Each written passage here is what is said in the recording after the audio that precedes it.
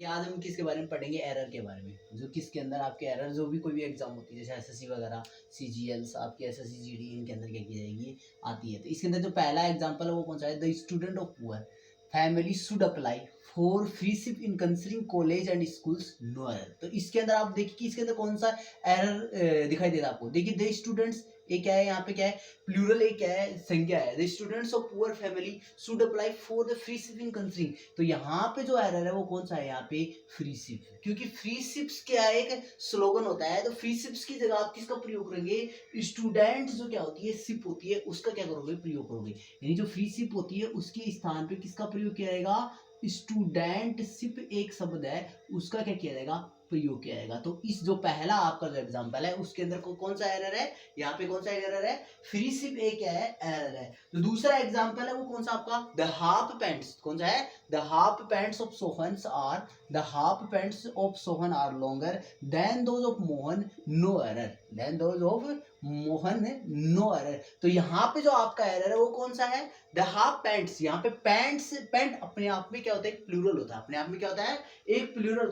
तो half pants की जगह क्या किया जाएगा? एक सेलेगंस होता है। तो यहाँ पे हाफ पैंट्स की जगह आपको किसका प्रयोग करना पड़ेगा? जो हाफ पैंट्स है इसकी जगह आपको किसका प्रयोग करना है? किस शब्द का प्रयोग करना पड़ेगा? शॉर्ट शब्द का क्या करना पड़ेगा? प्रयोग करना पड़ेगा। किसका प्रयोग करना पड़ेगा?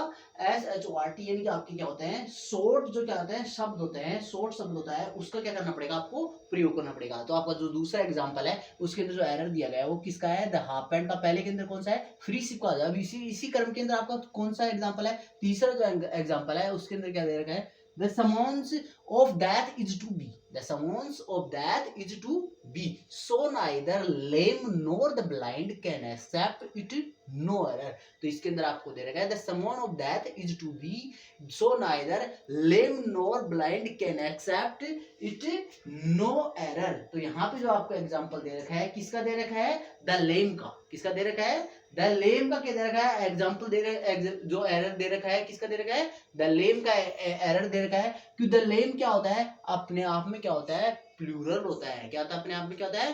प्लूरल होता है, प्लूरल नाउन है। इसलिए यहाँ पे आपका द लेम का, लेम का क्या दे रखा है? यहाँ पे क्या दे रखा है आपको? एरर दे रखा है। जो आपका फोर्थ नंबर का जो एग्जांपल है वो कौन सा आपका? Now days the conditions of hospitals is miserable because came to over state for the business purpose, और क्या दे रखा है आपको? No error. मतलब इसका पहला जो आपको दे रखा है now days the condition of, A के अंदर, बी के अंदर आपको दे रखा है हॉस्पिटल इज मिजरेबल बिकॉज, और आपका जो सी है उसमें क्या दे रखा है आपको? Came to over state for the business purpose. जो आपका 4 नंबर का जो एग्जांपल है इसके अंदर आपको एरर कौन सा दे रखा है? The seek. किसका दे रखा है? The seek. सीक यानी क्या होता है? सीक यानी क्या होता है? आपका 4 नंबर का जो एग्जांपल है इसके अंदर आपको यानी now day condition the six of a plural noun. यहाँ पे सिक होता है वो क्या है? एक प्लूरल नाउन है। क्या है? Plural noun. देखिए हमने आपको एरर्स के बारे में बताया, इसमें 4 आपके एरर के एग्जांपल दे रखे हैं। उन्हें पहला दे रखा है the student of the poor family should apply for free ship in considering college and schools.